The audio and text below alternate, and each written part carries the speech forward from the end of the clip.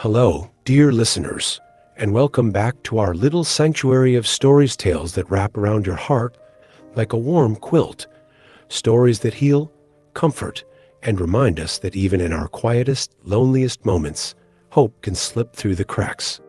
Today, I'm taking you to a small white house on the outskirts of Chicago, where a woman named Margaret Thompson lives with her memories, her sorrows, and a simple wooden chair that sits empty in her front yard. That chair isn't just a piece of furniture, it's a keeper of love, a holder of loss, and as time unfolds, a bridge to something new. So, settle in, maybe pour yourself a cup of coffee or tea, and let's step into the story of the empty chair by the window. Margaret Thompson is 62 years old, and her home is a modest clapboard house with pale green shutters, tucked away on a quiet street lined with old oak trees. Every morning, she sits by the living room window, perched on an armchair covered in faded floral fabric that's worn thin at the edges, her eyes fixed on that wooden chair outside. It's weathered now, its varnish chipped from years of Midwest rain and sun, but to Margaret, it's sacred ground. That chair belonged to Henry, her husband of 38 years. 5 years ago, Henry left this world, taken by a heart attack one ordinary summer afternoon. He'd been sitting right there, in that chair, reading the Sunday paper, chuckling about the neighbor's tabby cat that kept sneaking into their rose bushes to nap among the thorns. "Look at that little bandit, Maggie," he'd said, his voice warm with amusement. Then, in an instant, he was gone, his laughter silenced, his hand slipping from hers as she knelt beside him, calling his name into the still air. Since that day, Margaret has lived in a kind of shadow world. She still cleans the house, sweeping the hardwood floors Henry had refinished himself back in '92. She brews coffee in the old percolator they'd bought at a garage sale, its chipped red paint a testament to decades of mornings together. She waters the geraniums on the porch, the ones Henry used to tease her about fussing over too much. But it's all mechanical now, like a clock ticking without purpose. Her friends, kind folks from Steety, Paul's church down the road, neighbors who've known her since the kids were small, have tried to pull her back into the light. "Come to book club, Margaret," they'd say, their voices gentle but insistent. "Or just join us for pie at Millie's Diner. You don't have to talk if you don't want to." But she always smiles that tight, practiced smile and says, "I'm fine, really. Just need some time." She's not fine, though. Her eyes, soft and gray, like a winter sky, carry a heaviness that words can't mask. Margaret is afraid that if she steps too far from that chair, from the memories it holds, she'll lose Henry all over again. And the thought of losing him twice feels like a wound too deep to survive. At night, when the house grows still, Margaret often pulls out an old photo album, its leather cover softened by years of touch. She sits at the kitchen table under the glow of a single lamp, flipping through the pages with trembling fingers. There's Henry on their wedding day, June 17th, 1978, his tie slightly crooked, his grin nervous but bursting with love as they stood under a makeshift arch of daisies in her parents' backyard. There they are on their first road trip to Lake Michigan, Margaret's hair long and wavy, blowing in the wind, Henry pretending to flex his muscles by the shore, shouting, "I'm the king of the lake, Maggie." There's a snapshot from their 10th anniversary, Henry holding a lopsided cake he'd tried to bake, half the frosting sliding off, chocolate smeared on his cheek, both of them laughing until tears streamed down their faces. She remembers that night, how they danced in the kitchen to an old radio tune, Henry humming off-key, his hands warm on her waist. There's a quieter memory, to a rainy evening years later, when they sat by the fireplace, listening to a crackly broadcast of The Shadow on that same radio. Henry had draped a blanket over her shoulders, whispering, "You're my best adventure, Maggie," and she'd felt so safe, so known. Each photo, each memory, is a thread in the tapestry of their life together, and Margaret clings to them, even as they pierce her heart. She doesn't see that by holding so tightly to her grief, she's also closing the door on herself, on the woman she still could be. Sometimes in the quiet, Margaret talks to Henry in her mind. "I miss you," she whispers to the empty room. "I don't know how to do this without you." She imagines him sitting in that chair, tipping his head back to look at the stars, saying, "You're stronger than you think, Maggie," but she doesn't feel strong. She feels like a boat adrift, unmoored, waiting for a shore she can't find. What she doesn't know, what she can't yet see, is that life has a way of finding you, even when you're hiding from it. It was a crisp fall afternoon, the kind where the air smells of apples and wood smoke, when something broke through Margaret's stillness. She was sitting by her window, a cold mug of tea in her hands, staring at Henry's chair as golden oak leaves drifted down like confetti. Suddenly, she heard a soft thud in the yard. She looked out and saw a bright green ball rolling to a stop near the chair, its color vivid against the faded wood. Margaret frowned. She liked her solitude, her predictable days. Interruptions felt like stones dropped into a still pond, sending ripples she couldn't control. Then, a small figure appeared at the edge of her picket fence, a boy, maybe 10 years old, with messy brown hair and a pair of sneakers that flopped as he walked. He stood there, clutching the fence, his face a mix of hope and nerves. Sorry, ma'am," he called out, his voice small but clear. "My ball rolled into your yard. Can I get it back?" Margaret's first instinct was to wave him off, to keep her world intact. But something in his eyes stopped her cold. They were bright, full of mischief, and impossibly they reminded her of Henry's eyes, the way they'd sparkled when he told a bad joke or teased her about burning the toast all those years ago. "All right," she said, her voice rougher than she intended. "But be careful next time." The boy grinned, a quick flash of teeth, and darted into the yard to grab the ball. As he turned to leave, he paused. "Thanks. I'm Tommy, by the way."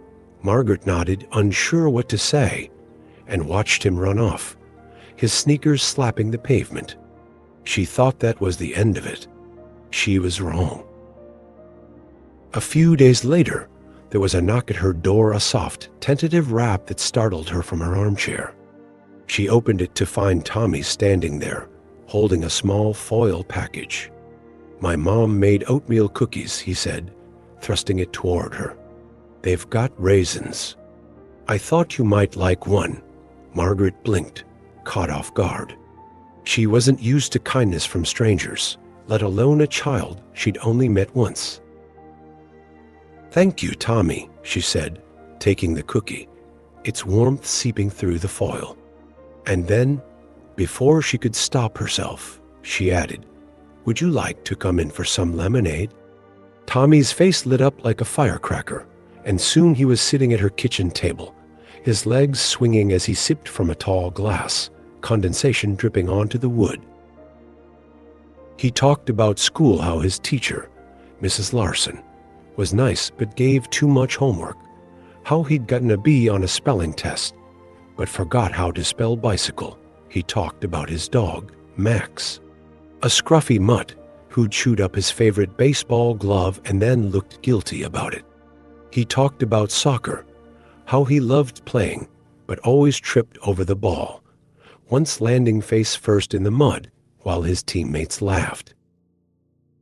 Margaret listened, at first just to be polite, but then something shifted. She felt a warmth in her chest, a flicker of joy she hadn't felt since Henry's laughter filled this house. Tommy's chatter, his unguarded energy, was like a breeze blowing through a dusty room, stirring things she'd thought were long settled.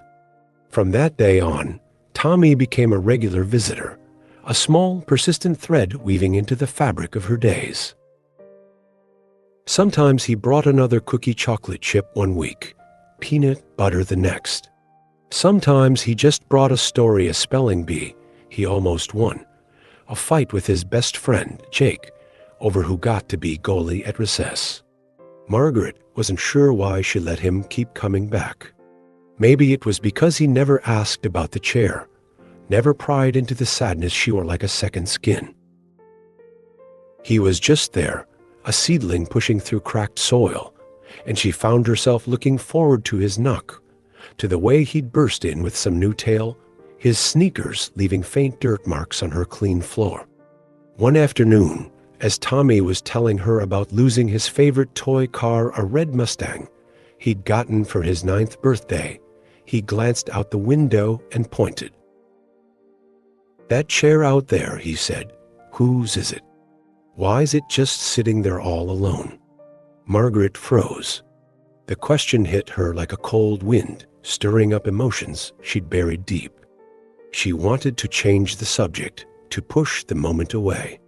But instead, she heard herself whisper, "It was my husband's. Henry. He loved sitting there." Tommy tilted his head, his eyes thoughtful. He didn't press further, just nodded and said, "It's a cool chair. Looks like it's waiting for something." And in that small exchange, Margaret felt something loosen inside her, a knot of grief she'd tied so tightly it had become part of her. Speaking Henry's name even just once didn't break her as she'd feared. It felt like letting out a breath she'd been holding for 5 long years. That night, as she sat by the window, Margaret thought about what Tommy had said, waiting for something. She looked at the chair, its silhouette faint in the moonlight, and wondered if maybe it wasn't just waiting for Henry. Maybe it was waiting for her to decide what came next. She didn't have an answer yet, but the question stayed with her, quiet but persistent, like a seed planted in soft earth. As fall faded into winter, Tommy's visits became a rhythm in Margaret's life, a steady beat against the silence. One day, he showed up with a different kind of energy, his cheeks flushed, his words tumbling over each other in excitement. "Mrs. Margaret, can you sew?" he asked, bouncing on his toes. "My school group's doing this project. We're making cloth bags to raise money for the animal shelter, but none of us know how to sew." Margaret laughed, a sound that surprised her with its lightness. Sewing had been her passion once, back when she'd made curtains for their first apartment on Elm Street, patched Henry's work shirts after he'd torn them fixing the garage door, even stitched a quilt for their bed, a patchwork of blues and greens that Henry called their ocean blanket. She remembered the day he'd helped her pick the fabric, holding up a ridiculous polka dot square. "This one's for when we sail away, Captain Maggie," he'd said, and she'd swatted him with a spool of thread, both of them dissolving into laughter. But she hadn't touched her sewing machine since he passed, hadn't wanted to face the memories stitched into every seam. "I'm not sure I remember how, Tommy," she said. "Please try," he begged, his eyes wide with hope. Something in his belief in her stirred Margaret, a flicker of the woman she used to be. That evening, she went to the spare room where her sewing machine sat under a sheet, gathering dust like a forgotten relic. She pulled the sheet away, her fingers brushing the cool metal, and memories flooded back nights when she'd sew while Henry sat nearby, reading aloud from a detective novel, pausing to make up silly endings that left her in stitches. She remembered the time he'd fixed her old bike, a rusty Schwinn she'd found at a flea market, and how she'd made him a vest to wear on their first ride together, the buttons crooked because she'd rushed to finish it. He'd worn it proudly anyway, grinning as they pedaled through the park, the wind in their hair. She hesitated, then plugged in the machine. The hum of the needle felt like a heartbeat, steady and alive, And for the first time in years, Margaret felt a spark of purpose ignite inside her. The next day, Tommy brought 3 friends from his school group, Leela, who giggled at everything and kept tangling her thread. Jamal, who dropped his needle twice, but grinned through it. And Sarah, who was quiet but focused, her small hand steady as she worked. Margaret's living room turned into a sewing workshop, filled with the clatter of scissors, the rustle of fabric, and the kids' chatter. Their stitches were crooked, their bags lumpy and uneven, but their laughter bounced off the walls, filling the house with a warmth Margaret had forgotten could exist. She taught them how to thread a needle, how to knot the thread so it wouldn't slip, and as she did, she felt her own knots loosening. Knots of sorrow, of fear, of the belief that her life had ended with Henry's. Teaching the kids wasn't just about sewing, it was about connection, about stories shared over scraps of cloth. Leela told Margaret about her pet hamster, Mr. Whiskers, who'd escaped his cage and lived under the couch for a week, leaving tiny paw prints in the dust.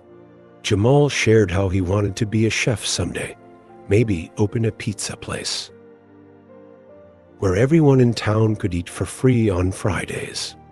Sarah, the quiet one, opened up one day about her grandma, who taught her to braid before passing away from pneumonia 2 summers ago. She smelled like lavender, Sarah said, her voice soft, and Margaret nodded, remembering how Henry smelled of sawdust and old spice, a scent she still caught sometimes in the folds of his old jacket hanging in the closet. She listened to these kids, her heart aching and softening at the same time, and realized they weren't just learning from her, they were teaching her how to let life back in, one clumsy stitch at a time. One evening, as the group was packing up their supplies, Tommy stayed behind. He shuffled his feet, staring at the floor, his usual brightness dimmed. "Mrs. Margaret," he said, his voice small. "My parents are fighting a lot. Like every night now.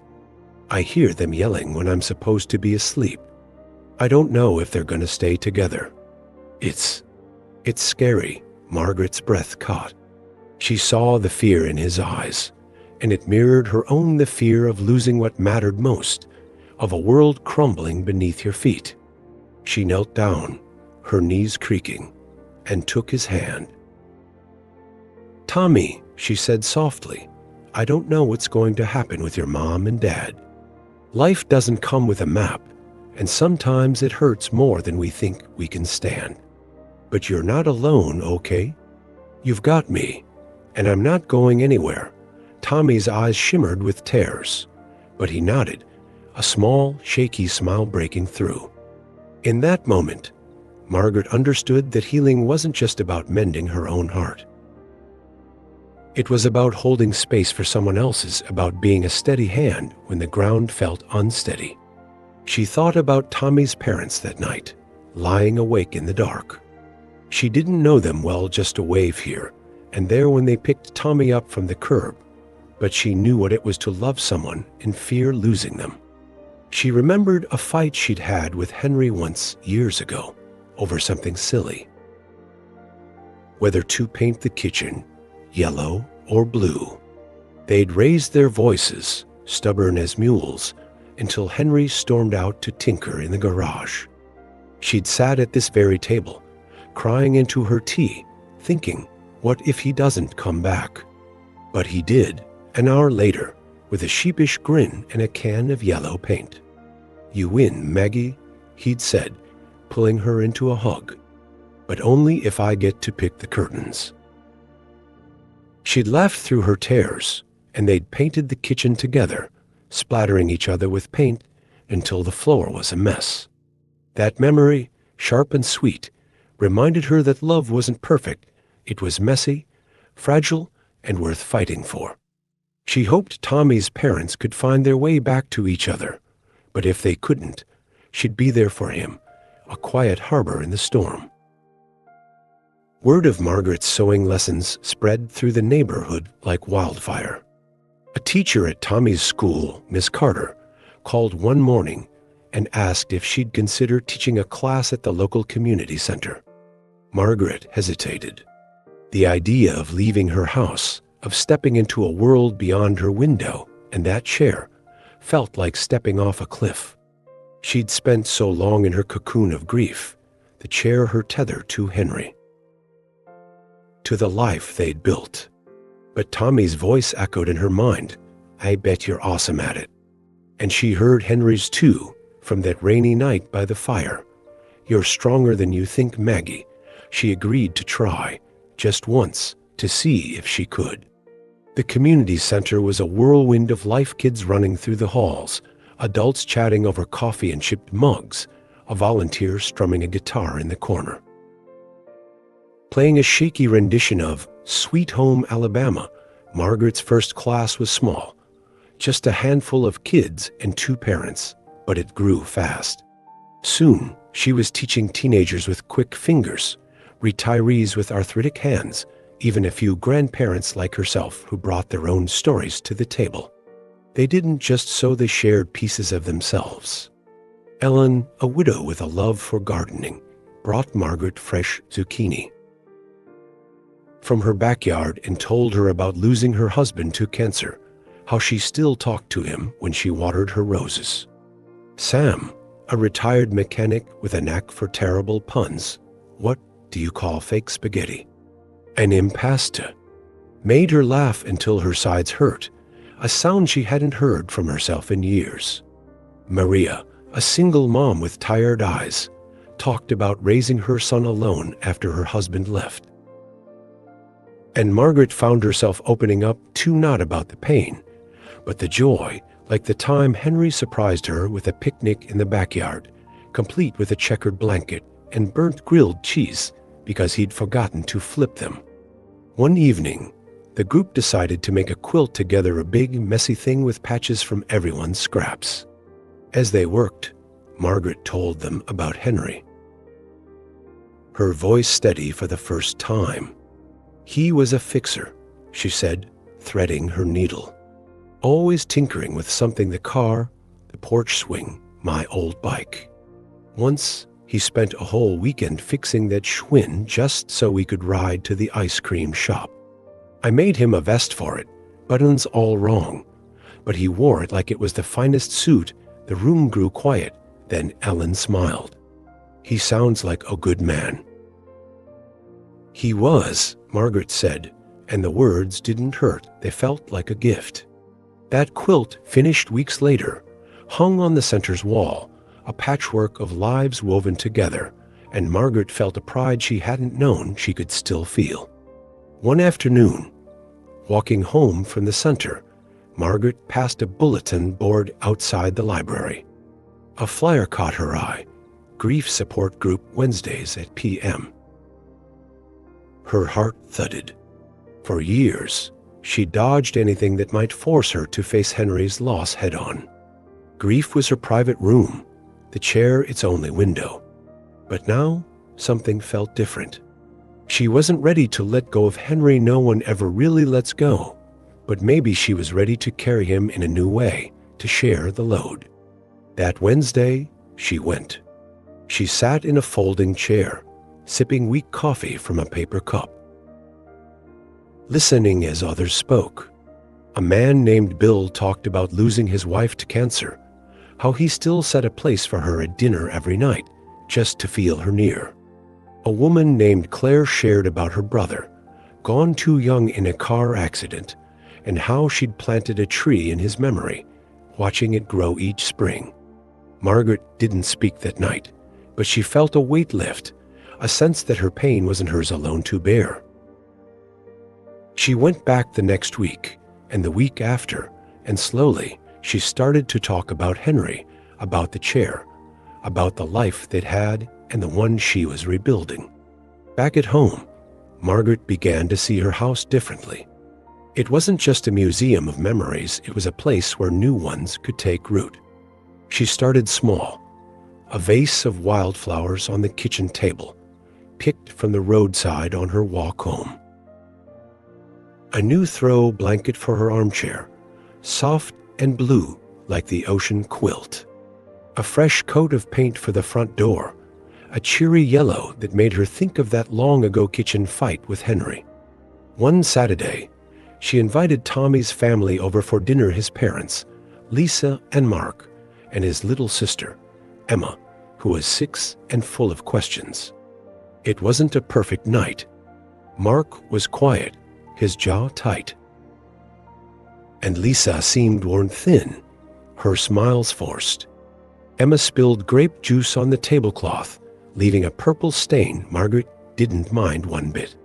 But as they sat together, eating her homemade lasagna, a recipe Henry had loved, with extra cheese because he'd insisted it wasn't lasagna without it, she felt a flicker of something she hadn't felt in years: belonging. She realized family wasn't just the one you lost.